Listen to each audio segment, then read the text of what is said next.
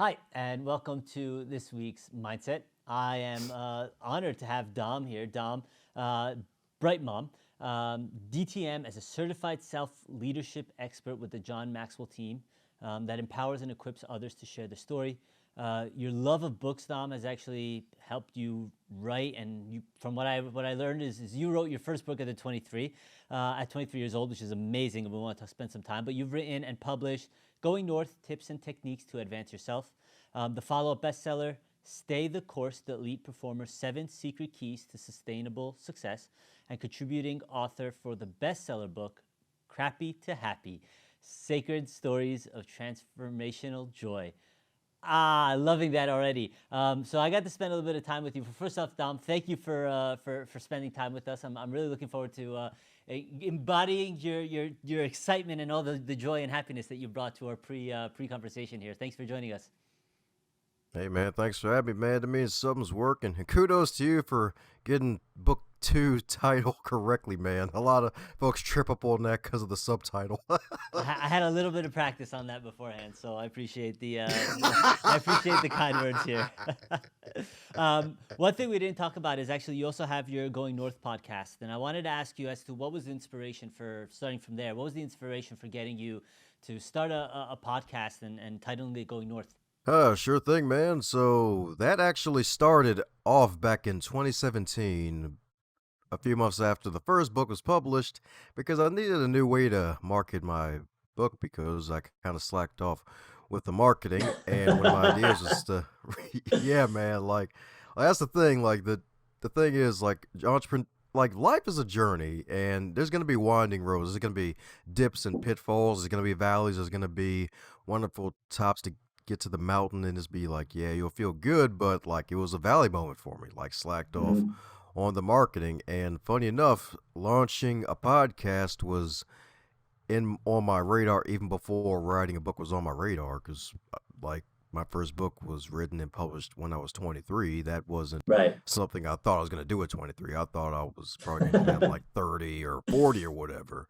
But the book came out first, and then I needed a new way to market the book, and actually met with one of my buddies who was a coach as well. We did CrossFit and kickboxing together, and I was just talking over the idea with her, and she was like, hey, how about you call your podcast the Going North podcast, since your first book's called Going North, and that's basically your brand, because every time someone greets you, ask you, how's it going, you say you're going north. So how about you make it the Going North podcast? And I'm like, you know what? I think I'm going to do that.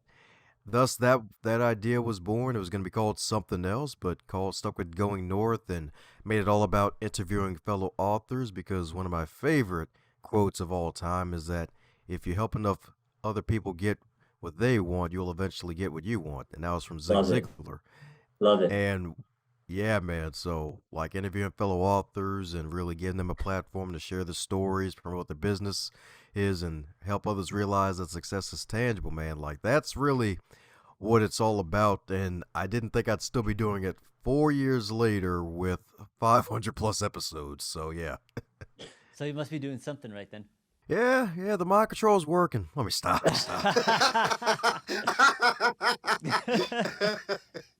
Uh, Speaking of the mind control, I mean, so what's the correlation with the whole word north? In your minds, the going north, I mean, obviously everybody can embody their own mind control of what that would mean, right? The going north. But what made you come up with the idea, and what's I guess the leverage of the word north to you? The leverage of the word north. I love the way you worded that, man. My man's a freaking wordsmith, baby. That's right. Sorry, Dan the wordsmith, baby. That's right indeed. But yeah, that actually, Dan the wordsmith, man. yeah, man. That's right indeed. Doesn't even need all the metal, but he's got gold medals probably. But yeah, the north, like that actually originated, funny enough, I believe, which is kind of crazy now that I think about it, probably 10 years ago now, which is crazy. I can't believe it's 2022, maybe even longer than that, because one day it actually just happened as a joke. Like the thing was, for some strange reason, was being extra silly one day, coming in for work, signing, clocking in, and my colleague's like, hey Dom, how's it going? And I'm like, hey, I'm going north. And another colleague just busted out laughing because she's like, really, Dom? You just had to drop a corn cob, didn't you? And yeah, it was hilarious. So That's good. I like that one. Yeah, man. Like, yeah, that's how it all started. And lo and behold, as I grew and found self-development at multiple levels, it eventually became really what I'm all about is helping others to advance and embrace their dreams. And that's really what I love to do because one of the greatest things in the world is to figure out why you're on this planet in this form and how you can really take steps to really move forward to do it at a higher level. So yeah, man, that's really how North, like how it's leveraged in my life. It's all about advancement. If everything was tied into one word of how I try to live my life, it's advancement. Interesting. So, I mean, like most people, 2020 was a very, very rough year for me, and I think that was the start of my journey for becoming who I am. The last 2 years has been an incredible trip, and I always embody, and it's interesting with the whole going north, and I guess it's more of a personal thing, and that I've putting together. My mom always used to talk about this glass ceiling, and it wasn't the glass ceiling is in front of you; it's the glass ceiling was always above you. So for me, the whole going north thing actually really relates to me because, again, that whole going up and working my way up and getting stuck by these glass doors, as my mom would call it, I think is a perfect embodiment of what I felt over the last 2 years. So I really relate to the conversation that we're going to have, but more importantly, I think the whole going north. Is something that I very much relate to. So I'm looking forward to kind of picking your brain a little bit on this. And so I open up the book, Going North: Tips and Techniques to Advance Yourself. What am I going to be encountering when I start reading the first, let's say, 10 pages of this book? The question, what you're going to encounter when you pick up the book Going North: Tips and Techniques to Advance Yourself, is that it's a nice small package that's really synthesized and designed for you to save your time and energy and to give you more time to get some work done. Because at the end of the Right. day, when you're on this earth, you're living and breathing.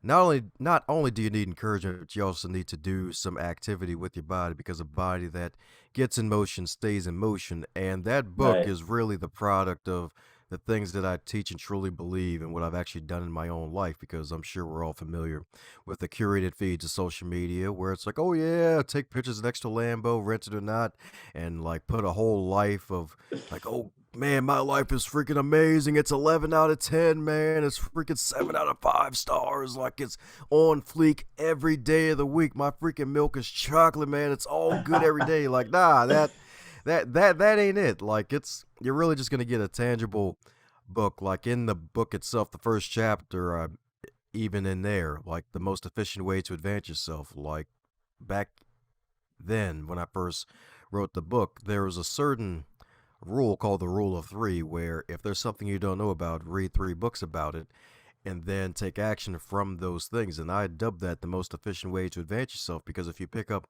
3 best-selling books from 3 different authors who actually have, heck, even Patrick Beck David even mentioned this, like if they have like 500 reviews. Now, granted, that's pretty stark right there, but like if they have at least a good 50 plus reviews, then check out the book, see what works for you.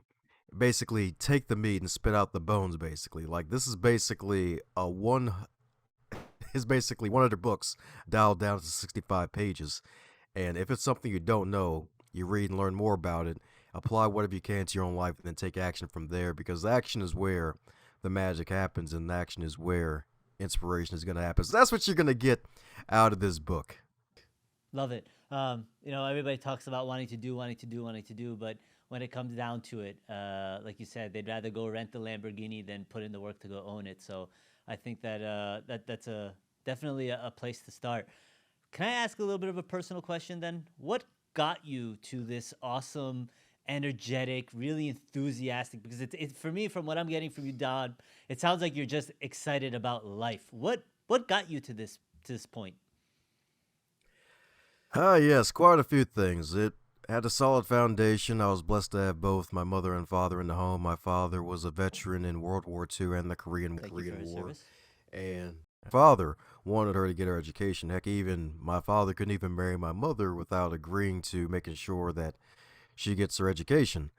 And like just those two schools of thought, both also being raised in homes where they believed in church. My father also was a spiritual man, and having those foundational principles, and then going down the line and having some setbacks in my own life that actually set me up for a story forward to find personal development and fall in love with reading again. Because funny enough, like grade school in the traditional US of A, once you get to a certain point, they give you books to read that you don't want to read. They put you to sleep, and it's like, oh god, I don't want to freaking read another book ever again. Like nonfiction, no. Like life's enough nonfiction already, bro. Like give me some manga, bro. And it's like, just really finding out, like, wait, I can read these types of books and change my life forever. So yeah, man, it actually just stemmed from foundational principles and then just living life a bit and really taking the lessons from those setbacks. Some call them failures, but some a better way to see it is that sometimes you win and sometimes you learn. Don't see your L's as just like losses here. It's only a loss if you basically die and get Don't do nothing out anything of the with it. Yeah, experience. exactly. Yeah, exactly, Yeah. man. You got it, man. So 23, you come into publishing your own book. How did that happen? Actually was from a dare, funny enough. That was I want to actually hear from a this dare. story. Yeah, man. So, out of the personal development, I read this wonderful book by David Schwartz, the same guy who wrote The Magic of Thinking Big. He had another book out that was just as good, maybe even better, or at least had more of an impact on me, called The Magic of Getting What You Want. And in that book, he mentioned the activity of writing out your own obituary, because that's something that a lot of students that back in Harvard University would do. Like, hey, like you would write your own obituary. Famous people, when they die, they get their obituary in the New York Times. So, hey, write out your obituary now and then work towards it. Well, in mine, I wrote that I was going to be a best selling author of multiple books. And a few months later, after doing that activity, I met this lady at a Toastmasters conference. And back then, I was handing out reading lists to people with my contact information instead of business cards, because business cards, they either end up forgotten or in the trash or both. And I didn't want to do that. I needed to set myself apart. And after that, she looked at the list, looked right back at me, looked at the list, looked right back at me, and asked me, hey, where's your name on the list? And I'm like, oh, yeah, it's right there. You know, contact information, the 410 number right there. Like, no, I ain't talking about that. I'm talking about your name as an author. And I'm like, I'm freaking 22 at the time. What the heck am I going to write about? Who the heck wants to hear from a freaking millennial? You know how much hate millennials get. And it's like, nah, how about a year from today you write a book, man? You like, hey, like just see your name in lights. Dom Brightmon, author. Just see it in lights. Like not just on the Zoom virtual background, but like on a billboard, man. And I was like, nah, sounds a little intense. Okay, how about we both become published authors a year from today? And I'm like, you know what? That's freaking amazing. Nah, not doing it.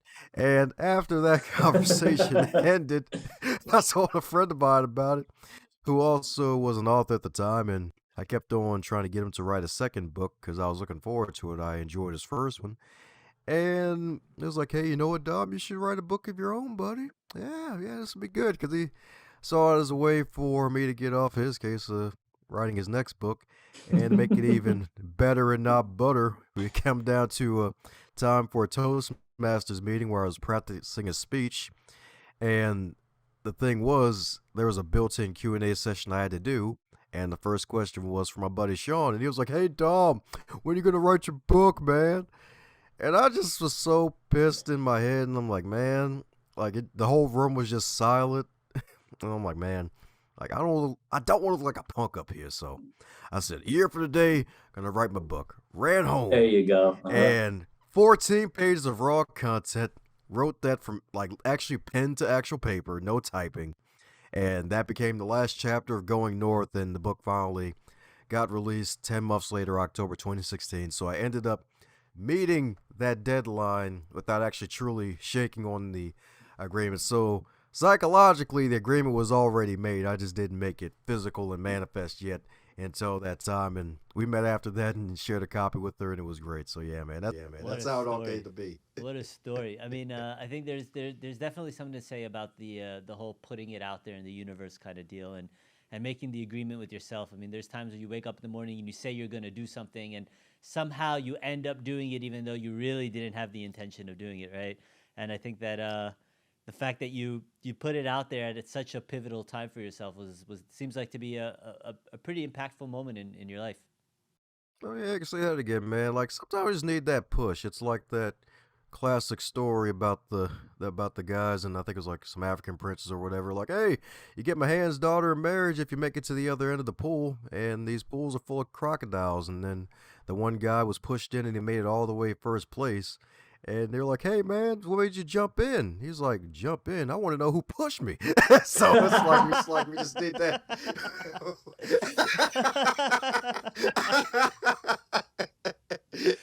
So your, I guess one of your professors was the one who pushed you in then, huh? Or your buddy was the one who technically pushed you in and calling you out on in the middle of your speech. So you talked Yeah, about man. being a millennial, and obviously, I would definitely say that you don't embody your traditional millennial. What are some skill sets that you think that you've built that have distinguished you from those who come up in the millennials time and aren't attached to social media on a daily or on a minute per minute basis? What do you think skill sets you have that maybe some people can learn from? Sure thing. Communication is the main thing, and the thing is, with communication, it branches off into so many different ways. Just imagine it as one of those giant redwood trees. Like communication with the trunk, like you'd have different branches of communication. Public speaking, that's the main one that set me apart and probably my main skill in my arsenal. Like being able to communicate effectively in public, whether it's one to one or one to many. Then there's written communication, like becoming a better writer. Because funny enough, like I was actually getting D's and C's in English class. I almost didn't make it out of high school because I sucked Wow. at English. Like my English tests were metaphorically bloody because she used red pen. So, I like that like, analogy. yeah, it was like, oh yeah, I was just gonna stab your grade real quick, buddy. Like, oh come on, no. But yeah, man, public speaking, written communication, and of course body language. That's another thing. Like Mhm. even though we've been virtual for the past couple years or so, it still pays off to be able to read facial expressions when folks get to truly breathe in some real oxygen, whether what part of your world you're in, and just really analyze like the whole situation. So public speaking, be able to communicate one to one or one to many. Then there's written communication like emails. You can't really do text language in emails all the time. Like that's not gonna fly all the time. So written communication as well. And then of course body language, being able to read body language as well as you can. A lot of it's gonna be instinctual from analyzing people or just having communications with people and really being out and about, but also you can read up on things and confirm and see if it's true or not. Because there's plenty of books out there on body language too that you can read up on and see what they are. Because like even one example for folks, like one thing I learned and that I changed was just having my arms folded, because that Mhm. will Yeah, that may convey to people that you're yeah. disinterested, but I'm a deep thinker, and that's the way I would usually convey that I was thinking about what was being said and what I was hearing. But I was able to drop that and really have more of an open body language and be more open to receive more input from more people and be more approachable. So just that one small thing. So out of all of that, communication. Interesting. Uh, Curious question: would you consider yourself an introvert or an extrovert? I consider myself an ambivert, definitely both, because I was more Okay. of an introvert growing up. I still recharge by having alone time. But Hmm. one Hmm. book helped me, well, then again, action too, but one major book, though, The 21 Qualities of a Leader by John Maxwell.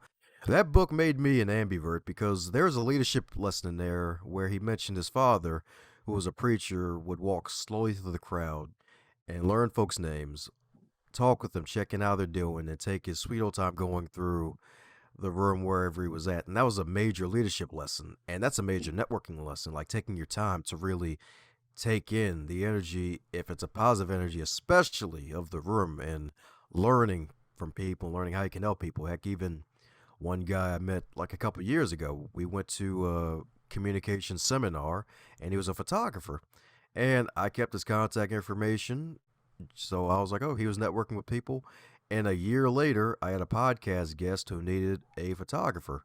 And I knew him and about four other people.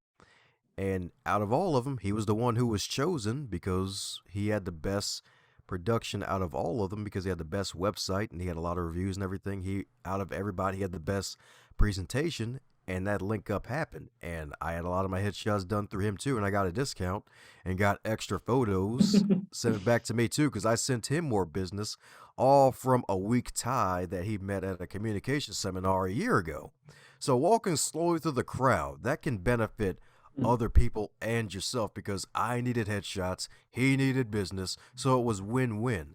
So that's like true networking, learning people, knowing what they need, what they do, and how they do what they do, and seeing I can help them down the road, and just keeping their contact information too, because you don't have to like pester them every month. Like they'll be like, oh yeah, you're that guy or whatever, and it's like, hey, if you bring them referrals in business, they will definitely remember you for a very long time. I bet. I bet. I mean, driving someone some more financial business is always a way to, I guess, distinguish yourself from anybody else normally that they probably meet. So that's an interesting route to go. So what do you think? What were some of the things that helped you go from this introvert? Because I totally consider myself an introvert. I, like you, prefer to be at home and recharge on my own and do my own thing, and then get back out there and act like an extrovert. So if someone is an introvert, what might be some advice you can give someone who would want to be able to break out of their shell a little bit more than they are now? Sure thing. So to break out of that, like use your strength as a strong listener, because a lot of introverts are good at listening. Because Mm. extroverts, they get out there, they express themselves fully, they like to be in the crowd, to be basically attention seeking folks. And the thing is, like introverts, we prefer to lean back a bit, stay back a bit, take in the room and the environment, and see where we can fit ourselves best. And that's our advantage. Like it's a networking advantage. Like the thing is, that's what led to me connecting with that wonderful guy who ended up basically exchanging business with. And when we stay back and listen more, when you listen more, you get to be a better leader. Like that's one of the major keys of being a leader, is being a good listener. Heck, even that falls under communication, like being able to have a conversation with somebody. You can't just be a one man, one woman monologue all day. That ain't gonna work. That's how you kill a first date. Like you just brag about yourself the whole Yep, freaking time. yep. So Don't ask enough yeah, questions, man. and they won't want a second date. Exactly. So yeah, man. So use your introvert strength as a listener to really listen in and see how you can truly help folks and come from a place of service, as opposed to a place of just self-serving yourself all the time. Because yeah, we definitely need to serve ourselves, hence self-leadership. From the cradle to the grave, we lead ourselves the longest. But like come at it from a place of, okay, how can I help this other person reach their goals, their dreams, get closer to embracing their dreams and manifesting them? And then it'll reciprocate back to you, and always really putting yourself out there. And heck, even knowing your why will also even put you out there Yep. more, because being able Yeah. to reach more people and help them, encourage them to reach the new levels, like that's one of my major reasons why I'm on Earth. And knowing that, like it pays for me to put myself out there more, because I can help more people, as opposed to being in a metaphorical turtle shell, poking my head out and seeing, all right, so is it safe to come out and play? Are there people being people out there? Oh darn, there's people being people. All right, let me just get out Let's there anyway and run. find the good people. Yeah. Yeah. So a lot of our listeners, Dom, are professionals, and who are really looking to kind of expand their business and grow their mindset, and maybe take on a different perspective that they haven't had before. You talk about this whole elite professional and the elite professionalism and having a rock solid mindset. Um, what does that mean to you, an elite professional? Sure thing. Oh, professionals are fabulous people if they are truly professional, like showing up on time, making sure you remember people's names as much as possible. For those listening, subscribing to this wonderful podcast and sharing it with at least 30 people, like good stuff like that. Like it's really just making sure you are about your business. The classic Jay-Z line is like, hey, I'm not a businessman, I'm a business man. Yeah, man. It just really seeing yourself as a business. And when you see yourself as a business, you realize that life is customer service.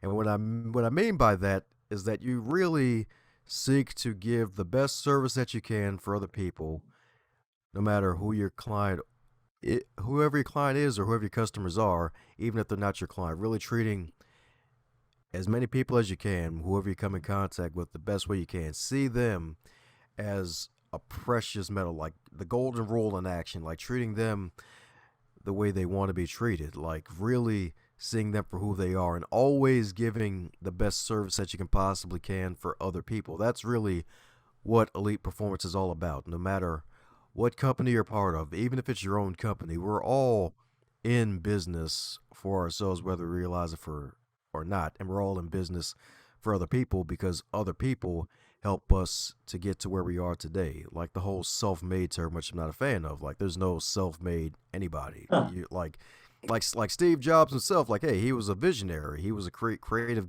individual, legendary guy.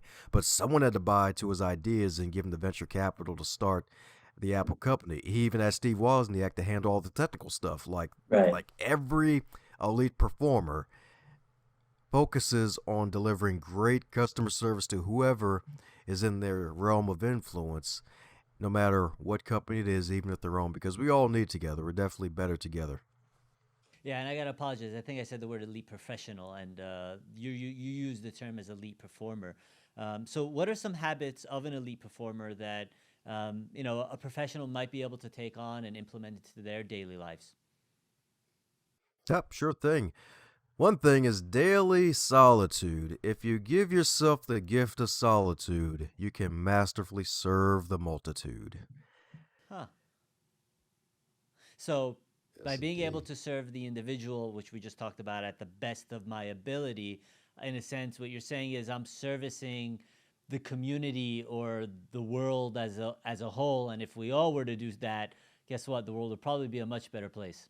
Yes, indeed, because no matter what your beliefs are, there's a spiritual bent in this world because you notice like there's a reason why mindfulness, mindset, meditation is being spread around the world at a massive scale right now because at Hmm. the end of the day, we are human beings and sometimes you just need to be when it comes to being human beings, So just what need do to you, what do you be. mean by that? What do you mean by just need to be? Because I think we're going down a different, more philosophical route, which I'm actually perfectly happy to go about because I haven't had the opportunity to pick someone's mind like yours about this, and I haven't spent too much time studying it. But what does that mean to be? I mean, I feel like I'm being me, but I'm not really sure I can say I am or not.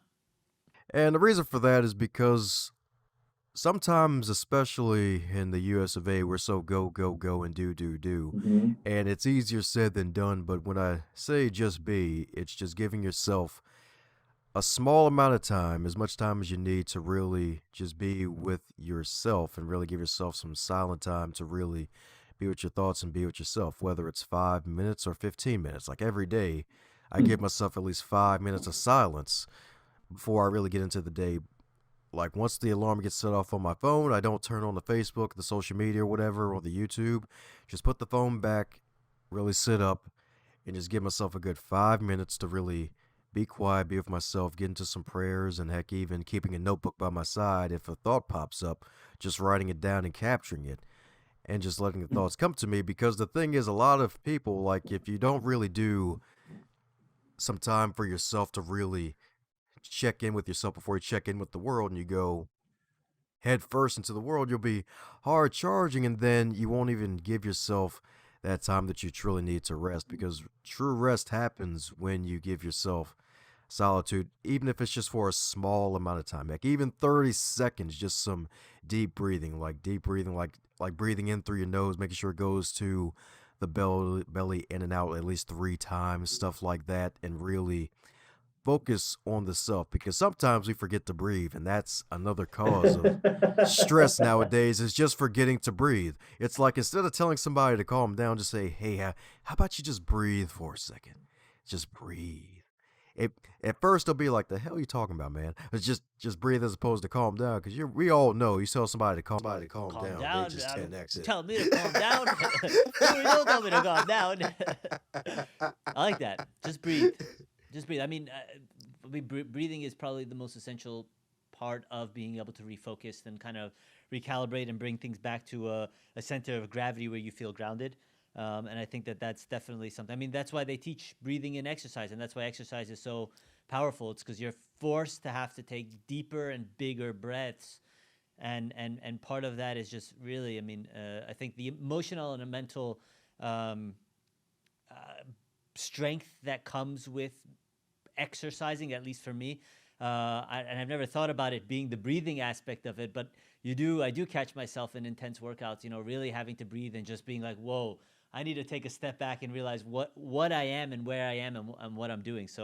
Um, so what can someone, let's say they implement this 30 seconds of being with themselves before they're with the world. How do you think that would translate to their day-to-day lifestyle and what they can expect as a positive growth? Yeah, it'll definitely translate into positive growth, especially when you start off small and you get to build it up brick by brick and eventually get to those 5 minutes that a lot of folks recommend, myself included, heck, even some for 30 minutes. And with that, you'll basically start off your day with the right foot. Now, I'm not saying you're still going to want to cuss somebody out for cutting you off on your way to work, since we're getting on our way to work. I'm not saying you're going to have supreme peace in your mind. Let's just get that part right. You ain't going to have supreme perfect peace. Right. It ain't that kind of party. But you'll Right. definitely be better off and you'll definitely feel a lot more energized because I've noticed like the days when I don't do the breathing, don't do the silence, I'm a lot more rushed and hurried as opposed to the Mm. days where I still put air back into my body through my lungs and really pausing for a moment.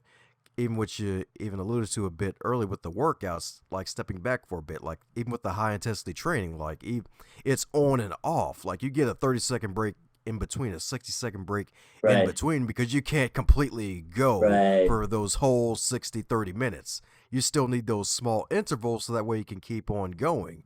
So see it as a way to give yourself an interval to rest your body so that way you can perform and be more intense at your peak level because heck even that's even the reason for a lot of folks like the big business Chick-fil-A, like it's one of the most powerful brands in the US of A because they stand by their Christian value of closing on Sunday so that way if folks who work for them they have a guaranteed day off They are. and they are a billion-dollar company because they realize hey, let's not be go go go. Let's at least have one day off so that way our employees can see their families, have some time off.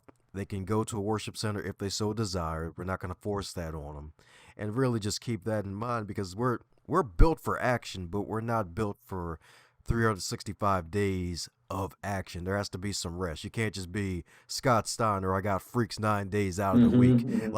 Like we all still got the 7 days of the week here. Hmm. So I think that'll be very difficult as for some leaders to, I guess, to accept in a sense, because as leaders we're expected to do everything our team members or our downline does plus, right? And if they're getting the day off, I'm not taking the day off because I'm a leader. But is that the right mindset? No, it's definitely not. And the thing is, another thing too about that, about the mindset, about the advancement mentality is also called the advancing man mentality is the fact that at the end of the day, you're going to be making somebody rich. And if you make yourself rich, it's because you made other folks rich in certain ways. Hmm. Like when you're solving problems for people, you're making them more time rich because you solve their problem and you basically got a reward for solving their problem. You solve enough problems and you get enough of a wonderful return of cash flow and helping yourself to grow. That happened because you helped empower enough people, you solved enough problems so that way they can have a little bit more time and have a little bit more peace of mind or have some more fun. So at the end of the day, it goes both ways. So that's the thing that all folks also need to keep in mind. It kind of goes back to that self-made thing. Nobody being self-made anything. We're all better together. Like at the end of the day, even though, especially for folks who are employees with side hustles, like even though you may see the company logo and the CEO's name on the check, you still sign that check because you decided to go to work that day. You may hate the heck out of it, and you probably weren't able to build your business enough through the pandemic to not have to go back from it. But hey, you still are signing those checks because you decided to follow through and show up, even though you may have hated it. And you're still doing some brick building to where the point where it's like, okay, I get to sign my checks for real in the physical and mental sense because I have my own business and I can help other people. So that's really my thoughts on that one. So is this what really inspires you? I mean, helping others and solving problems and all that we talked about today. Is this what inspires Dom to wake up in the morning and just kick ass? That's right. Kick ass and take names, baby. That's right. All the donkeys, baby. That's right. Right. All the That's right. donkeys. That's right. That's right. I'm here to kick ass and chew bubblegum, and I'm all out of bubblegum. That actually was me today earlier. Were you gotta chewing get more bubblegum? I'm all out. Now it's time to get out there.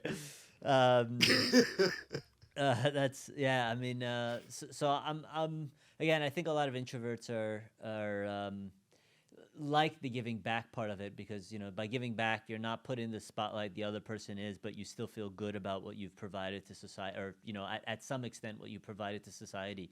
And I think in the entrepreneurial world, we tend to forget, yes, we're there to serve, and yes, we're here to provide a service, but we tend to forget how impactful our service can be, and how much of a difference that can make in someone's life. And if your mindset is of I'm here to help, I'm here to give back, you'll just want more and more and more. And that's when you the mindset of I'm here for a job versus I'm here because I love what I do. I think that's where that flips, and now you've got the narrative of I love what I do, and it's not like I'm going to work and I'm going to give back to be able to receive, whether again financial, emotional, mental, whatever the case is. So. I also take a lot of inspiration from the waking up and saying, what can I do today to give back to, the world, for it to ultimately give back to me. Heck yeah, man. Well, Like life is full of an energy exchange, man. Like you're blessed with a certain amount of energy in your wonderful tank of your human body, and you just go out and really do stuff, and your action will day be the inspiration. Like that's really how it is, man. So like whoever's listening to this, like you have a certain amount of energy in your tank, you have a certain amount of time in your tank, a certain amount of money in your tank for the moment. Like go ahead, put your time, talent, and treasure out there and go and seek to do out something different and see what happens and help other people. You may be surprised. Like help does come back. Like hey, they say karma's a bitch, but hey, karma's also a queen too. Queen too. Yep. It does come back Yep. to you. Yep.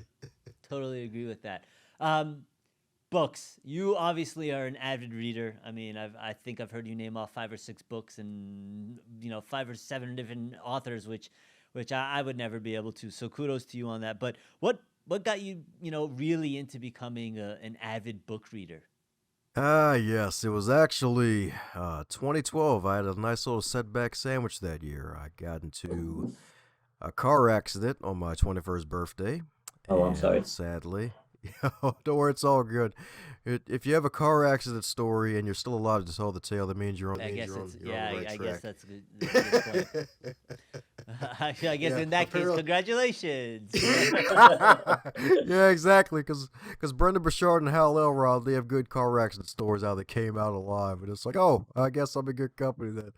Now, don't crash your car though. If you're listening to this, don't do it on don't do it Right. We're on not saying you purpose. should go out Don't. there exactly. There's a lot of jacked up cars in Maryland for a reason. They probably tried it. Don't be one of those people. But yeah, Yeah. so got to the car accident, 21st birthday. A month and a half before, was discovered that my dad had Alzheimer's because he went out for a drive and got lost, and a silver alert was put out for him, and he was in a town, Silver Spring, about a good 40 minutes outside of Baltimore. And we're like, how the heck he Wow. ended up there? So had to be basically bumped up to part-time caregiver for him, and then get called into the office after both of those situations where my boss said, hey, you've been screwing up in this area, that area, oh yeah, that area too, and we got some new people coming in that are going to be hired since it's a new school year. We had to bring in some new folks, and folks will be looking at you as a leader because you've been here for 5 years, because I had that part-time job at the library for 5 years up to that point. And I was Hmm. like, dang, well, I guess I got to shape up. And lo and behold, I didn't realize that I had my own acres of diamonds. I had my own gold mine beneath my feet the whole time, because one day, a few weeks after that meeting, I ended up in the 650s, the business leadership section, picked up one of John Maxwell's books, and became a voracious reader because I read that book, The Five Loves of Leadership, and listened to it as well. And it just really inspired me to be a voracious reader once again, because I got to read books that would actually empower me and teach me new things and really develop confidence, learn persuasion from a positive perspective, influence from a positive perspective, and just helping out other people and reading inspirational stories and being inspired by the travels of great men and women and just really just discovering the world of books and how helpful they can be and how life changing and transforming they can be that led me to really where I am today with this conversation with you, man. It's really that's how it really all came to be. Because, like I mentioned at the beginning, grade school made me hate reading, but a setback sandwich helped me to find the love for reading again. That's a truly inspiring story. I mean, I don't think most people can say they went from, I don't call it necessarily hating something, but being put off by something to having to go through such a impactful period in your life that actually turned you on to that exact, I guess, idea that set you back. So you said something. You talked about the gold mine or the diamond. I don't remember exactly what it was, but I heard the gold mine and I heard diamond. Is that you kind of creating this in your mind, this relationship between a library and it being a gold mine? Ah, yes, sir, indeed, definitely. And it also I even borrowed the Acres of Diamonds line from the story Acres of That's what it Diamonds. That's was. There it another, is. yeah, man, yeah. I think Russell Conwell, that was his most powerful sermon, dude. Preached it like 800 times or whatever, and was actually and took all of the earnings from delivering that sermon hundreds of times and built Temple University. And that story is just so inspiring, and it's actually it's in my top 100. Another small, easy book, inspirational story. And the thing was is that the moral of the story was is that we go out searching for riches in every other place except for our own hometown. Like I was working in the library for 5 years around those great books, but it took some setbacks and some pain to realize, oh, I got to dig deeper right where I already am. And voila, the answer was right there, self development. So that's really just the moral of a story. Like sometimes we may want to change our zip codes, but sometimes you don't have to. There may be a problem where you are right now that needs your solution. And if you just do some thinking, that wonderful 30-second interval, 5 minute interval, and think about it, you may have that solution and you may one day have your own physical Gold acres mine, of yeah. diamonds. You know, the grass is, yeah, the saying is cheesy as the grass is always greener on the other side. What most people don't realize, it's you could probably make the grass even more lush on your side if you just put a little bit of effort into it and behind it. So, look, talking about libraries and in this day and age, I mean, I don't know the last time I was in a library. I can, with Amazon and being able to order a book and it being in your doorstep next day and podcasts and all these, audio books and all this. What's the difference or the feel and the difference in feeling going to a library or having a book in your hand rather than, you know, pulling it up on your iPad or your phone and just reading it? And what's the difference between turning the page versus flicking your finger uh, in your mind? Yeah, first time I actually was asked that question, funny enough. That's hilarious. Like, I'm surprised. Been on like freaking 200 podcasts and someone actually asked me that. It's freaking amazing. Yeah, like with me, I prefer traditionally reading a book, like flipping through the book, underlining a book if it's my personal book, and really just taking the time to read a traditional book. It definitely feels like it sticks a lot closer in my head, a lot Mm. longer as opposed to an ebook. Now, granted, ebooks are great. Like if you like to read books on your phone or tablet, like go for it. Like I'm all for it. Like it's easier to carry 10,000 books on an iPad, a pad, or That a it is. You tablet as just lug opposed to them on your real back. life. Yeah, exactly. Like and good luck trying to find all of them. You could even Right? go Dewey Decimal, and you ain't gonna be able to find the Unless book you're you need. Mary But Poppins, anyways, you can like just put your hand and just pull it out. And look, I found it. yeah, man. So yeah, definitely. Like when I have the time available, definitely prefer to read a hardback book. But I'd say like COVID, like actually worked in reverse for me. I actually got turned on to podcasts a lot more than physical Mm. books. I like when COVID first hit, I'm like, oh, shoot, my online business is about to soar. I'm about to read every freaking 100 books I got checked out from the library and my personal collection. About to kill it. And then it's like, oh, I got this PlayStation here, PlayStation 3. I rather game and veg out instead of listening Yeah. to these dang numbers all day. And Then slowly had to get myself reacclimated back to that. And the thing is, like, at the end of the day, as long as you're absorbing some good, solid content that will inspire you to do more in your life, or just encourage you, or even maybe even give you some entertainment to get your mind off of reality just for a little bit, so that way you can have some sanity when you get back in the fight. Like, just as long as you do that, that's the main thing. Uh, Random question: how many books do you think you've read in your lifetime? Damn. All right. Oh, another first time. All right. How many books I read in my lifetime? I'd say around a good, at least, I'd say 700. That's probably I'd say Woo. 700. Yeah. Yeah. Yeah, my goal is 50 plus books a year at the start of 2020, not 2020, 2013. And that was the average. First year was like 63, next year 114. Then, and That's a I book every guess 3 probably, days. yeah, yeah. Like pick up a speed reading book. That'll help you out. And Uh, a speed that's what helped me to get through them faster too. Speed reading. Got it. Yeah, I think. I mean, as terrible as it sounds, it's, I'll go through maybe 3 or 4 books a year, but I just can't get myself to finish it. The last third for me, for whatever reason, just I decide, you know what, I want to go a different route. Maybe it's just